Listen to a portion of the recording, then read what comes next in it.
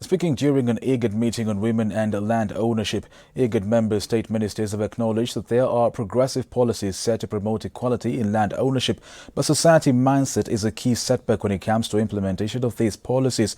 Our reporter attended the meeting and has filed this report. If we in our continent consider women to be property, how then do we expect property to own property?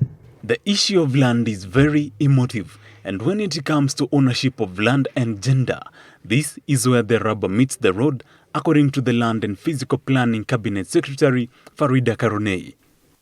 Half of the world's farmers are women, but they don't have land. They don't even have rights to use the land as a resource.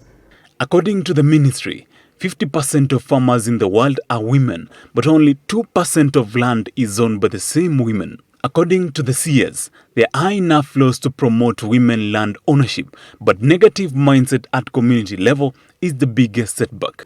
We have many laws in our country, including the Matrimonial Property Act, which says that spouses should have equal access to matrimonial property. But it's not always the case. They always end up in court, challenging each other, whether who and which property while we were married. It is due to these IGAD member states have agreed to implement IGAD's endorsement of the Regional Women's Land Rights Agenda.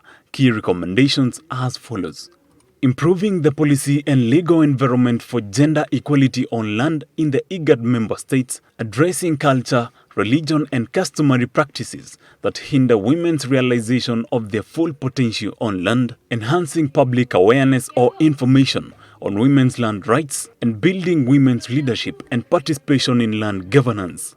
The issue of land is a very emotive issue. It has turned communities against communities, families against families, and when we bring gender into this conversation, it gets even more murky. But the take home from this conversation today is that policies are not the magic bullet to solving land issues. It will also take a change in mindset in community. Brian Mwenda, Switch TV, Nairobi.